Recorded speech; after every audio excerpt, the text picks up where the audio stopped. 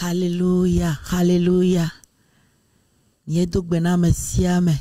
Nye kare jibe Yehowa pa menuvevia ega sogbole miadi. Lendi ya mie galetepe ya be miaga ma ofe nyara kpakple mi.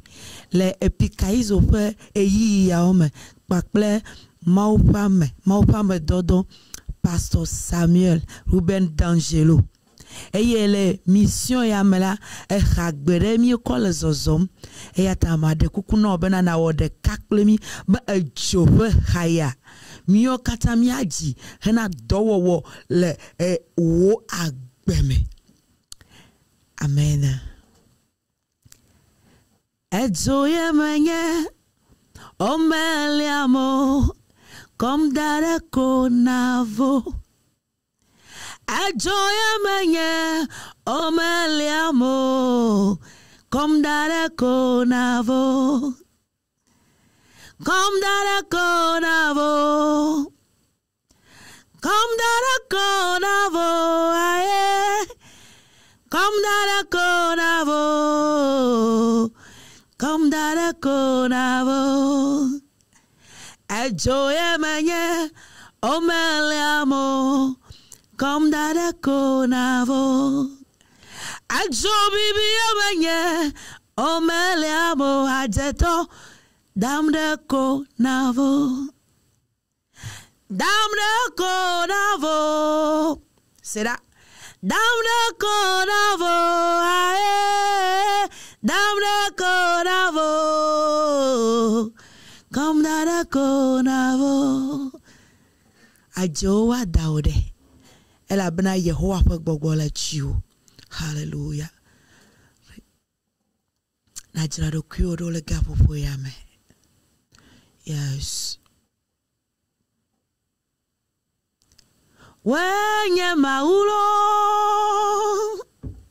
metro na o mia chaklona o ye mia suba o wenye maula matrona o aye aye mia chaklona o ye mia suba o wenye maula matrona o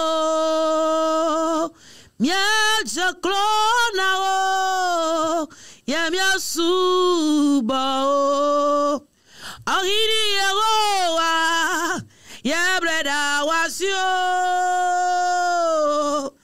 ahiri yegoa ye breda wasi. Amen.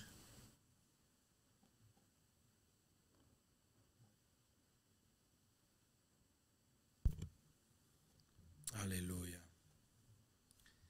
Dans cette atmosphère d'adoration et de foi, je suis là pour vous partager un message venant de la part de Dieu pour ta vie.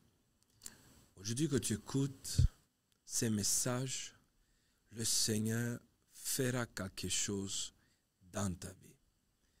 Plein de foi, au travers de cette nouvelle technologie, on a vu le Seigneur opérer malgré les distances. Donc, soyez les bienvenus à l'écoute de ces messages.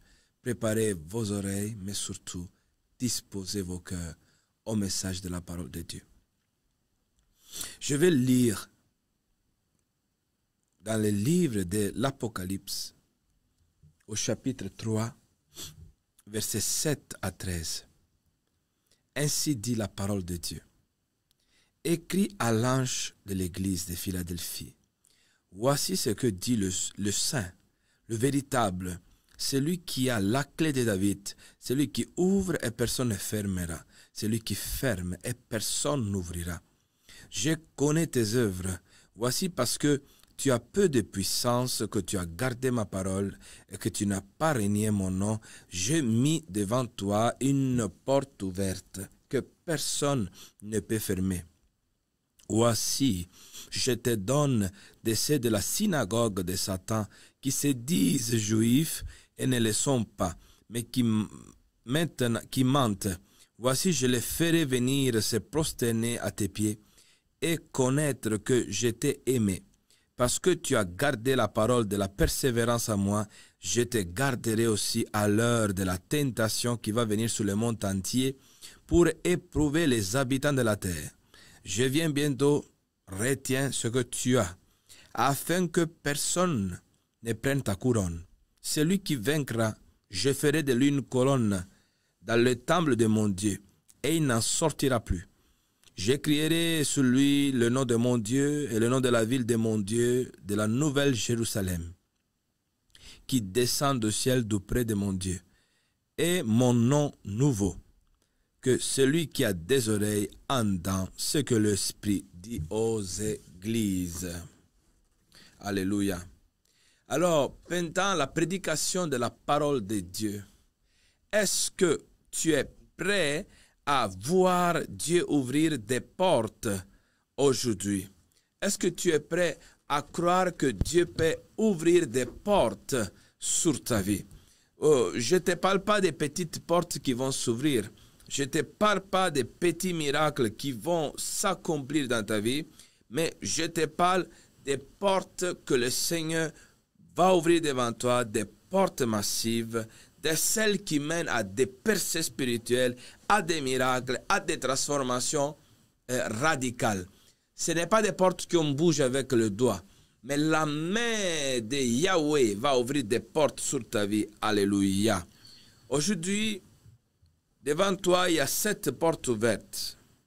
7 portes ouvertes qui ne vont pas t'amener juste vers la bénédiction, mais cette porte ouverte qui va t'amener dans une dimension qui résonne depuis l'éternité et son retentissement arrive dans cette époque. Dieu va faire quelque chose dans ta vie puissant, mon frère. Toi qui m'écoutes, je te dis que cette année n'est pas une année ordinaire pour ta vie, mais ça sera une année prophétique. Je ne sais pas quand tu écouteras ces messages, mais par l'autorité de Jésus, quand tu écouteras ces messages, ça sera un moment prophétique pour ta vie. Alléluia. Il y avait quelques années, une femme de Dieu très célèbre aux États-Unis. Elle était missionnaire au Mozambique et elle s'est trouvée dans une situation impossible. Elle avait, avec une équipe, besoin d'un permis du gouvernement du Mozambique pour construire un orphelinat. Et toutes les portes étaient fermées. On lui disait, c'est impossible, vous n'aurez jamais ce permis. Mais elle a prié, elle a intercédé, elle a frappé à la porte fermée avec sa foi. Et un jour, alors qu'elle était dans son bureau, un responsable haut placé est rentré. Il a regardé, il a dit, je ne sais pas pourquoi, mais quelque chose m'a dit de vous aider. En quelques heures, elle a eu non seulement le permis, mais aussi un soutien gouvernemental inattendu. Dieu avait ouvert une porte, Dieu le fera pour toi aussi. Ce que Dieu a fait pour elle, il peut le faire pour toi. Ce que Dieu a fait pour moi, il le fera aussi pour toi. Prépare-toi à ce que Dieu ouvre des portes dans ta vie. Et que celui qui est prêt, alors commence dans son cœur à marcher, à avancer par la foi. Alléluia. Amen. Amen. Tout d'abord, c'est bon de découvrir l'identité de celui qui est l'auteur de l'ouverture. Qui est celui qui est l'auteur de l'ouverture? Il se présente à l'église à qui a donné le message de la porte ouverte en disant « Je suis l'Amen, je suis saint et véritable. Je suis saint et véritable. » Mon frère, ma sœur, ce que je peux te dire, que l'auteur de l'ouverture n'est pas quelqu'un qui ment, il est véritable. Jésus ne ment pas. S'il t'a dit que ta porte sera ouverte, ta porte sera ouverte. S'il t'a dit que ton miracle va s'accomplir, ton miracle va s'accomplir. Si t'on dit ta fille sera guérie, ta fille sera guérie. Si tu as dit que je vais te donner ce travail, il va te donner ce travail. Il est saint, il est véritable. Les hommes peuvent promettre et pas accomplir. Les hommes peuvent parler et mentir. Mais celui qui parle, c'est Jésus-Christ de Nazareth, Fils de Dieu. Ce qu'il dit, il fera. Ce qu'il a promis, il accomplira. Alléluia. Il est appelé aussi en Apocalypse 3:14 comme l'Amen. L'Amen. Lui, il est l'accomplissement de toutes choses. À lui, il n'y a pas ombre de variation. Il n'y a pas des ombres noires en Dieu. Non, Dieu est l'Amen. C'est lui qui dit la chose est comme ça et la chose est comme ça. Le Seigneur, dans sa sainteté, sa vérité, se présente comme celui qui élimine toute ombre de tromperie dans ta vie. Et qu'il ouvre une porte. Et il le fait vraiment. Il ne ment pas. On est habitué dans ce monde de tromperie. Tu achètes un produit, le produit n'est pas à la qualité qu'on t'avait promis. Tu achètes des voitures, c'est pareil. On te promet certaines choses, je vais m'en occuper, je vais m'occuper de ton dossier, mais les choses ne bougent pas. Mais quand lui, il dit qu'il va t'ouvrir une porte, oh, il le fera vraiment. Lorsque Dieu ouvre une porte, il t'invite à marcher dans la foi, même si cette porte, au début, devant toi, il pourra sembler petite, insignifiante, même si tu peux négliger une porte de Dieu parce que tu ne la trouves pas belle à l'extérieur, dès que tu rentres, tu entreras dans la bénédiction de Dieu. Il se présente comme celui qui a la clé de David. Voilà pourquoi lui, il peut t'ouvrir une porte. Il a la clé. Alléluia. Il peut t'ouvrir une porte parce que lui, il a la clé. Il a la clé pour t'ouvrir une porte. Dans l'évangile de Luc, quand l'ange a parlé à Marie pour l'annoncer la naissance de son fils, il a dit, ne crains point Marie, car tu as trouvé grâce devant Dieu. Et voici, tu deviendras sainte, tu enfanteras un enfant, tu lui donneras le nom de Jésus. Il sera grand et sera appelé fils du Très-Haut. Et le Seigneur Dieu lui donnera le trône de David son père. Il régnera sous la maison de Jacob éternellement et son règne n'aura point de fin. La clé que Jésus a, c'est son autorité royale. Il est la clé, il est la descendance de David, il a l'autorité pour pouvoir ouvrir toutes les portes. C'est un roi. Alléluia. Et encore, en Ésaïe 22, il y avait une promesse, une prophétie qui anticipait l'arrivée du Christ et il disait, je mettrai sous son épaule la clé de la maison de David. Quand il ouvrira, nul ne fermera. Quand il fermera, nul n'ouvrira. Permettez-moi d'imaginer que cette clé qui a été mise sous son épaule, c'est la croix. Au travers de l'œuvre de la croix qu'il a portée sous son épaule jusqu'au calvaire, c'est devenu la clé d'ouverture par laquelle Dieu ouvre des portes dans ta vie, par laquelle le Seigneur Jésus-Christ ouvre des portes dans ta vie. Et la promesse est claire en Apocalypse comme en Ésaïe. Il est celui qui ouvre et personne ne ferme, qui ferme et personne n'ouvre. Si Dieu a dit Amen à ta prière, personne ne peut dire le contraire. Si Dieu a dit Amen à ta guérison, personne ne peut dire le contraire. Si Dieu a décidé d'ouvrir une porte pour ta vie, personne ne pourra fermer la porte qui est devant toi. Tu es dans un temps prophétique, un temps de fermeture des anciennes portes pour l'ouverture de nouvelles portes. Nous sommes dans les temps prophétiques où Dieu ferme les vieilles portes de ton passé pour ouvrir des portes de ton avenir que personne ne pourra fermer. Et quand Dieu dit à quelqu'un qu'il va ouvrir des portes pour sa vie, c'est un signe de la bénédiction de Dieu. Écoutez-moi bien. En Deutéronome 28, 3 à 8, lors de la liste des bénédictions que Dieu donne à son peuple, il dit, tu seras béni dans la ville, tu seras béni dans le champ, le fruit de tes entrailles, le fruit de ton sol, le fruit de tes troupeaux, les portées de ton gros et de ton bétail seront bénies. Ta corbeille et ta huche seront bénies. Tu seras béni à ton arrivée et tu seras béni à ton départ. L'Éternel te donnera la victoire sur tes ennemis qui s'élèveront contre toi.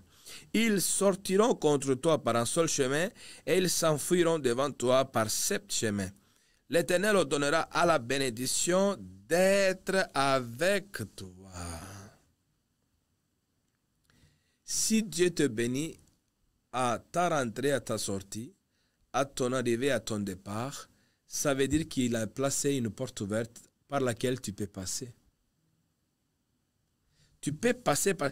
Si tu es béni en allant et en retournant, ça veut dire qu'il y a une porte ouverte. Et la porte ouverte, c'est un signe de bénédiction. Quand Dieu ouvre des portes impossibles, lorsque nous choisissons de marcher dans l'amour radical et l'obéissance, c'est un signe de bénédiction de la part de Dieu. Et il y a différents types de portes ouvertes dans la Bible. Le premier type de portes ouvertes, c'est les portes qui s'ouvrent par souveraineté de Dieu. Le Psaume 24, 7 à 9 disent: Porte, élevez vos linteaux, élevez-vous, porte éternelle, que le roi de la gloire fasse son entrée. Qui est ce roi de gloire? L'Éternel fort et puissant, l'Éternel puissant dans le combat. Porte, élevez vos linteaux, élevez-vous, porte éternelle, que le roi de gloire fasse son entrée. Ces portes sont les portes que Dieu ordonne leur ouverture par sa souveraineté. Tu ne fais rien pour ça. Les autres ne font rien pour ça. Tu n'as même pas prié peut-être pour ça. Mais Dieu, dans sa souveraineté, à cause de sa grâce, à cause de sa puissance, à cause de son amour, il a décidé d'ouvrir. Et il donne jusqu'un ordre. Ouvrez-vous portes pour que le roi rentre. Mais aussi, il y a des portes auxquelles on doit frapper. Jésus-Christ nous enseignait: demandez et on vous donnera, cherchez et vous trouverez, frappez et on vous ouvrira. Il y a des portes que Dieu ordonne leur ouverture, mais il y a des portes par lesquelles tu dois frapper pour qu'elles s'ouvrent. Alors, quelques exemples de portes ouvertes par souveraineté. Première, Joseph. Qu'est-ce que Joseph a fait pour sortir de prison? Rien. Rien. Mais quand le temps de Dieu arrivait, quand l'heure de la destinée l'appelait, à l'âge de 30 ans, Pharaon a envoyé appeler Joseph. On le fit sortir en hâte de prison. Il se rasa, il changea de vêtements et il se rendit vers Pharaon. Dans une seule nuit, emprisonné, mal habillé, sale, avec des longs cheveux pas coiffés, est devenu comme un prince. Parce que Dieu avait donné l'ordre que la porte s'ouvre. Je déclare au nom de Jésus-Christ que comme Joseph, dans une seule nuit, Dieu donne ordre à ta porte de s'ouvrir. Et tu te retrouveras de sales prisonniers non coiffés, habillé comme un prince, auprès des pharaons, auprès des grands, dans ta position, dans ton élévation, selon le plan de Dieu. Mais aussi, en Exode, quand le peuple d'Israël est sorti, quand le temps de Dieu arrivé, quand les 400 années ont été accomplies, la Bible dit que l'ange de l'Éternel était devant le camp d'Israël, la colonne de nuit aussi les précédait, et alors, quand le moment est arrivé, Moïse étendit sa main sur la mer et l'Éternel refoula la mer par un vent d'Orient qui souffla avec impétuosité toute la nuit. Il mit la mer à sec et les eaux se fendirent. Les enfants d'Israël entraient au milieu de la mer à sec et les eaux formaient comme une muraille à leur droite et à leur gauche. Dieu a donné une porte ouverte dans la mer. Ce n'est pas parce que le peuple avait été fidèle. Ce n'est pas parce que les gens avaient jeûné et prié. Ce n'est pas parce que quelqu'un avait été spécial spécialement consacrés. Non. Dieu avait dit à Abraham que quand les 400 années seront accomplies en Égypte, il ouvrira une porte pour faire sortir le peuple. Et quand 400 années sont arrivées, Dieu a commandé la mer s'est ouverte et ils sont passés. Que Dieu le fasse pour toi aussi. Mais parfois, Dieu passe par les hommes pour ouvrir des portes. Le prophète Jérémie avait été jeté dans la prison et il y a eu un homme appelé Ebed-Melech, son nom veut dire le serviteur du roi, qui a été envoyé et il a ouvert la porte à Jérémie. Il a tiré Jérémie de la prison. Dieu envoie des aides de destinée pour te tirer, te faire sortir de là où tu es et arriver là où tu dois être. Au nom de Jésus-Christ, toi qui m'écoutes, je déclare que Dieu envoie dans ce temps des aides de destinée qui, malgré toi, malgré parfois notre doute, malgré notre faiblesse, viennent à te faire sortir de ta condition et t'amenant là où il devait être. La parole de Dieu dit, ils seront confus quand ils commettent des abominations, ils ne rougissent pas de leur action, ils ne connaissent pas la honte. C'est pourquoi ils tomberont avec ceux qui tombent. Quand je les châtierai, ils seront renversés, dit l'Éternel. Je vais en finir avec eux, dit l'Éternel. Alors, ils tomberont avec ceux qui tombent, ceux qui t'ont jeté dans une prison, ceux qui t'ont oublié dans une prison, ceux qui t'ont mis dans une situation pernicieuse. Ils tomberont avec ceux qui tombent, mais Dieu enverra des Ebed-Melech, des aides destinées pour te faire sortir de ta prison et t'amener vers ta destinée au nom de Jésus-Christ. Pendant cette année, un lundi nuit, j'ai eu une vision. Et plutôt un rêve, parce que c'était la nuit, j'étais en train de prier, dormir, voilà. Nous étions dans une voiture, moi avec 2 serviteurs de Dieu célèbres dans le monde, et voilà que cet homme de Dieu a prophétisé sous moi de grandes choses, et il a déclaré que maintenant, dans mon ministère, Dieu va m'utiliser puissamment. Et ces paroles étaient à la fois étranges et magnifiques pour moi, parce qu'il a dit, Dieu, partout tu iras, remplira toutes les salles avec la porte fermée à double verrou. Il y a des portes qui sont fermées, Dieu va les remplir, et une fois que ces portes sont remplies, il va les s'ouvrir. Il y a un verset dans la Bible qui dit, il va verser l'onction sur toi, l'huile sur toi, et va te faire grossir le cou jusqu'au point de faire éclater le joug. Que Dieu te donne une plénitude d'esprit, une plénitude d'onction, jusqu'au point de faire éclater le joug, jusqu'au point d'ouvrir les portes au nom de Jésus-Christ.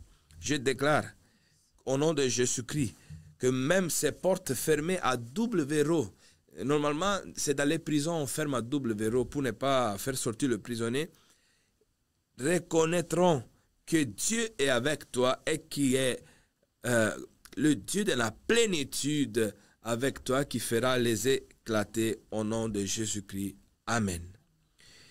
Aussi, il y a des portes qu'il faut frapper pour qu'ils s'ouvrent.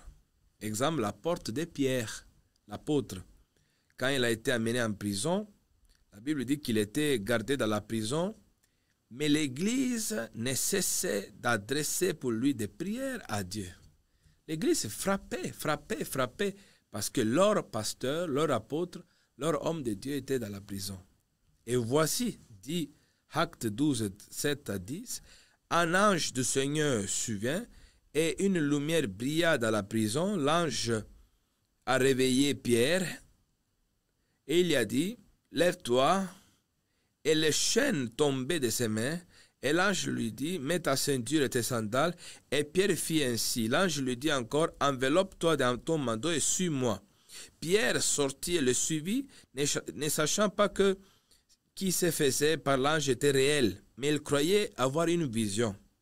Lorsqu'ils eurent passé la première et la seconde garde, ils arrivaient à la porte de fer qui menait à la ville, et elle s'ouvrit d'elle-même devant eux. Ils sortirent avancer dans une rue, et aussitôt l'ange quitta Pierre. L'ange le accompagnait et la porte de fer s'est ouverte par elle-même. Au nom de Jésus-Christ, je déclare que toute porte de fer placée devant toi, toute porte de fer placée devant toi, vont s'ouvrir par elles-mêmes, par la puissance de Dieu. Alléluia. Et jusqu'au présent, peut-être tu crois que tu es dans une vision. Non, mon frère, je te déclare que ce qui va se passer dans ta vie sera réel. Que ce qui va se passer dans ta vie sera réel. Ce n'est pas une vision. Dieu va ouvrir des portes fermées devant toi et ils vont s'ouvrir par elles-mêmes. Et aussi encore, l'apôtre Paul, dans la même condition, il était en prison, et il était attaché, et il était enchaîné. Mais la Bible dit que lui, il a frappé, pas par la prière comme l'Église, mais il a frappé par la louange. Parce qu'il a dit que vers le milieu de la nuit, Paul et Silas priaient et chantaient des louanges à Dieu, et les prisonniers les entendaient. Tout en coup, il se fit un grand tremblement de terre, en sorte que les fondements des prisons furent ébranlés. Au même instant, toutes les portes s'ouvrirent. Par la prière, tu peux frapper pour que la porte s'ouvre. Par la louange, tu peux prier pour que la porte s'ouvre. J'ai prié aujourd'hui au nom de Jésus-Christ que là où tu es, tu commences à louer le Seigneur. Et pendant que tu loues, les portes de ta vie vont s'ouvrir. Par la prière, les portes vont s'ouvrir au nom de Jésus-Christ. Alléluia. La foi est la clé qui ouvre chaque porte fermée dans ta vie. Frappe avec persévérance et tu verras l'ouverture. Et dans l'ouverture, tu verras la gloire de Dieu. Au nom de Jésus-Christ, il a dit qu'il a mis une porte devant toi ouverte. Quelle porte? Au nom de Jésus-Christ, je déclare qu'il a mis devant toi la porte de l'honneur. Partout où tu iras, on te recevra avec honneur. On va t'accueillir avec honneur. Que la porte de l'honneur t'accompagne partout. Avant, on te méprisait, on te mettait de côté, on t'écartait. Mais désormais, je déclare pour toi qui m'écoutes que la porte de l'honneur est ouverte devant toi. Je déclare aussi que la porte de faveur est ouverte devant toi. Elle se manifeste comme un vent qui transforme chaque situation. Lorsque Dieu ouvre cette porte, tu reçois des bénédictions qui dépassent toutes les attentes et toutes les circonstances. Que partout où tu pars, tu trouves de la faveur divine au nom de Jésus-Christ. Mais Dieu me dit de te dire qu'il est en train d'ouvrir aussi des portes des ministères que tu n'attendais pas, des occasions de service que tu n'attendais pas. Dieu ouvre des portes ministérielles pour ta vie et tu te retrouveras à faire un ministère que tu ne connaissais pas. Dieu aussi ouvre des portes de travail. Alléluia. Des gens que leur dossier a été bloqué depuis longtemps. Leur curriculum a été écarté depuis longtemps. Au nom de Jésus-Christ, des portes de travail s'ouvrent sur ta vie. Alléluia, au nom de Jésus. Mais Jésus dit encore, j'ai mis devant toi une porte ouverte, c'est la porte du mariage. Toi qui es encore dans un célibat forcé, obligé par les démons, les malédictions familiales, par les circonstances, au nom de Jésus-Christ, cette porte de célibat va être ouverte et tu rentreras dans ton mariage au nom de Jésus-Christ de Nazareth. Mais Dieu dit encore, la porte de l'enfantement pour voir une postérité. Une postérité. Dieu va ouvrir une porte pour que tu ailles ta descendance au nom de Jésus-Christ. Mais pour quelqu'un qui écoute spécialement, je sens de te dire au nom de Jésus que Dieu ouvre la porte pour l'étranger.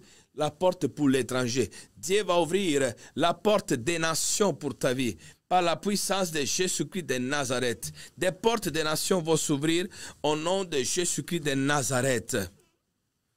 Le Seigneur dit encore, porte de guérison et de promotion. Là où tu as été malade, maintenant reçois la guérison. Reçois la guérison. Reçois la guérison. Là où tu as été toujours dans le même poste de travail, même poste de service et responsabilité, reçois ta promotion au nom de Jésus-Christ. Mais Dieu va ouvrir aussi une porte de source de providence. Oh, partout où tu auras besoin, on te donnera. Partout où tu auras besoin, Dieu dans ses richesses va te partager sa provision et tu seras pourvu partout où tu seras. Alléluia. Mais il y avait une porte à Jérusalem, dans la ville de Jérusalem, un peu particulière, appelée la porte du fumier. Parce que c'est une porte qu'on n'ouvrait pas pour rentrer, c'était une porte où on faisait sortir seulement. Cette porte, c'est la porte où que Dieu va ouvrir pour faire sortir toutes les choses négatives, tout le péché, tout le mal, toutes les choses toxiques, même les gens qui sont toxiques, tous les gens qui ne t'apportent pas du bonheur, tous ces gens négatifs, tout ce fumier de ta vie va sortir au nom de Jésus-Christ de Nazareth. Je déclare que rien ne pourra l'arrêter. Je déclare que tu as peu de puissance, mais que cette porte, personne ne pourra la fermer. Alléluia. Il a dit, j'ai ouvert la porte parce que tu as gardé la foi et tu n'as pas renié mon nom. Le Seigneur te connaît. Il sait que tu as gardé la foi. Il sait que tu as été fidèle. Il sait que tu n'as pas abandonné. Il sait que tu t'es pas découragé. Alors, quelles sont les conséquences de quand Dieu ouvre des portes? Première conséquence, le texte nous dit au verset 9, les ennemis viendront se prosterner devant toi. Alléluia. Mon frère, ma sœur, toi qui m'écoutes, je déclare que tes ennemis viendront se prosterner devant toi. Que Dieu te lèvera au point qu'ils seront ébranlés, ils seront émerveilleux. Dieu te lèvera au point qu'ils s'étonneront. Eux qui aimaient voir ta chute, eux qui voulaient compter et se réjouir le jour de ta fin, ils vont voir que tu as eu un nouveau début, une nouvelle relève. Tu t'es relevé, tu t'es mis debout, tu as avancé et ils viendront se prosterner devant toi parce que comme Joseph, quand la famine les touchera, tu les donneras. Quand l'insécurité les touchera, tu les mettras en refuge parce que Dieu fera de toi quelqu'un capable de bénir, quelqu'un capable de donner, quelqu'un capable de prêter et ne pas demander un prêt. Que tous tes ennemis visibles, invisibles, occultes, viennent se prosterner devant toi au nom de Jésus-Christ. Alléluia. Je me rappelle une fois, j'ai eu une apparition dans ma chambre pendant un temps de prière. Un gros démon était venu. Il voulait m'effrayer. J'étais comme un feu dévorant parce que la présence de Dieu était sur moi. Et plus moi je le regardais, j'avançais vers lui, plus lui il reculait, il se faisait petit jusqu'au point qu'il est disparu. Ah, ils vont venir se prosterner. Même les grands principautés, même les grands esprits territoriaux. Ils vont savoir qu'il y a un homme de Dieu. Ils vont savoir qu'il y a une femme de Dieu. Ils vont savoir qu'il y a un homme de prière. Ils vont savoir qu'il y a une femme de prière. Pour terminer, que cette porte que Dieu a ouverte pour toi t'amène à rentrer dans le sanctuaire de Dieu et demeurer dans sa présence. Au verset 12, il dit, celui qui vaincra, je ferai de lui une colonne dans le temple de mon Dieu, et il n'en sortira plus. Il t'a ouvert la porte du temple pour que tu restes dans sa présence. Tu restes en communion avec lui. C'est une porte d'entrée au sanctuaire de Dieu. C'est la dimension de la présence de Dieu. Chaque porte ouverte n'est pas seulement un passage, mais ça peut être le début d'une nouvelle dimension, bénédiction, révélation. Et elle annonce que Dieu a préparé pour toi un avenir rempli d'abondance et de grâce. Qui est cette porte ouverte que Dieu a ouverte pour toi? Il t'a dit, j'ai mis devant toi une porte ouverte. Qui est cette porte? Notre cher Jésus. Notre doux Jésus a dit, je suis la porte. Il est la porte. Si quelqu'un entre par moi, il sera sauvé. Il entrera, il en sortira il trouvera de pâturage. Le voleur ne vient pas pour dérober, que pour dérober, égorger et détruire. Moi, la porte. Je suis venu afin que les brebis aient la vie et qu'elle l'ait en abondance. La porte que se tient ouverte devant toi s'appelle Jésus de Nazareth, le Fils de Dieu. Seigneur, à tous ceux qui nous sont écoutés aujourd'hui, je déclare qu'ils voient maintenant que leurs yeux spirituels s'ouvrent, ils voient cette porte ouverte placée devant eux et qu'ils peuvent rentrer par cette porte et qu'ils reçoivent une plus glorieuse grâce et bénédiction divine. Beaucoup de portes sur leur vie et que le Seigneur les donne victoire complète et que cette porte les amène dans le sanctuaire et dans la présence de Dieu et qu'ils reconnaissent Jésus-Christ comme leur Sauveur et Seigneur. À tous ceux qui sont malades, Seigneur, qui écoutent maintenant et qui se connectent avec cette onction, Seigneur, relâche la guérison sur leur vie. Relâche des miracles dans leur vie. Et libère-les complètement de tous les démons, de tous les esprits mauvais. Au nom puissant de Jésus-Christ, nous avons prié. Amen. Amen. Que Dieu vous bénisse abondamment.